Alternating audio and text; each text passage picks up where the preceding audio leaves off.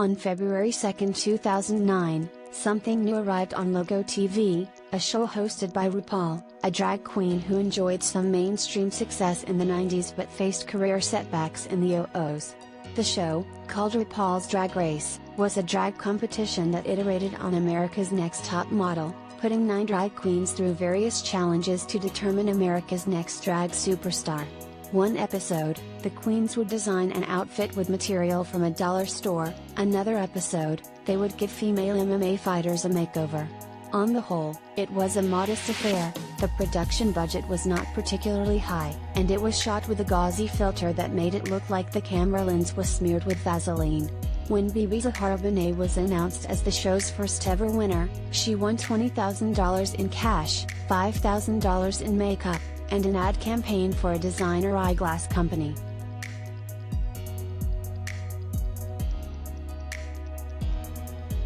Collider video of the day.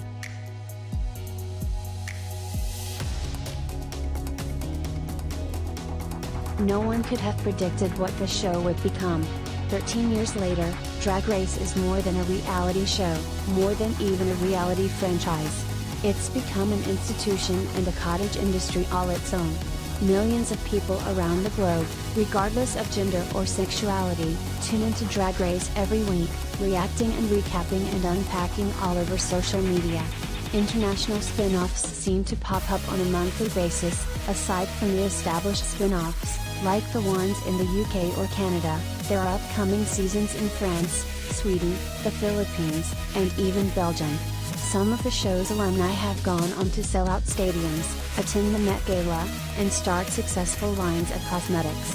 There's a Drag Race residency in Las Vegas, as well as biannual conventions that attract thousands of fans eager to meet their favorite queens. And in contrast to the first season, the most recent winner, Willow Pill, walked away from season 14 with $150,000. It is, as one of RuPaul's songs puts it, a phenomenon, and it shows no sign of slowing down. But is Drag Race good for drag?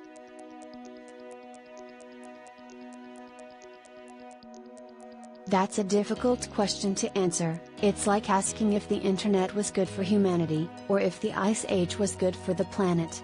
Drag Race changed the world of drag so thoroughly, on every possible level, that it's impossible to average out the pros and cons and declare it a net positive or negative. There are, as the show is happy to remind us, many positives. Drag Race thrust drag firmly back into the mainstream, lessening the stigma around an art form that has historically been marginalized and scorned. It has attracted new audiences to drag shows, happy to cheer on and tip their local queens.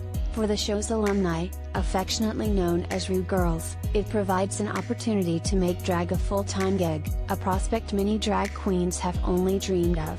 And countless queens have been inspired by the show to pick up drag, some of whom, like Drag Race UK's Crystal Versace, would go on to win the crown themselves.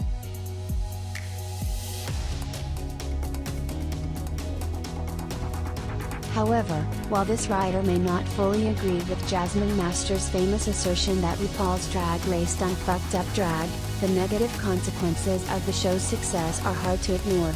Drag Race's current position in the zeitgeist means that it's essentially the only source of drag mainstream audiences are likely to engage with. There are other drag-based competition shows, such as the horror-themed Dragula and the ballroom-focused Legendary, but neither show has, or aims for, Drag Race's broader appeal.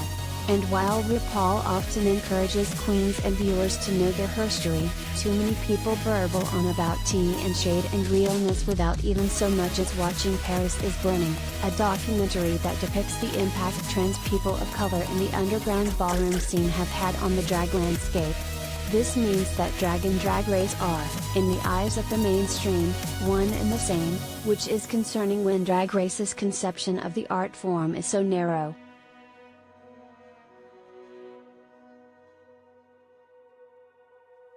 The drag scene on RuPaul's Drag Race is artful, impressive, and tons of fun. However, it's ultimately a very small part of a huge, multifaceted culture.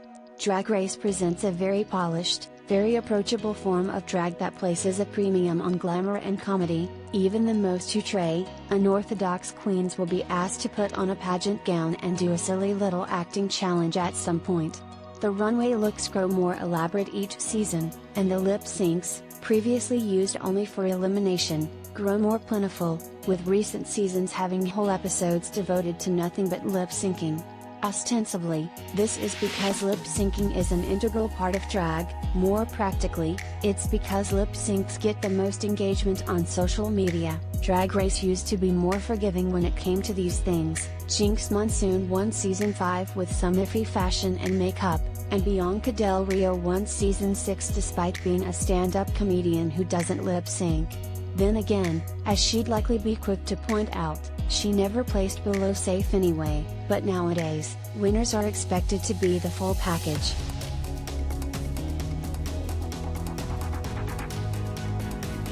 There's nothing inherently wrong with that.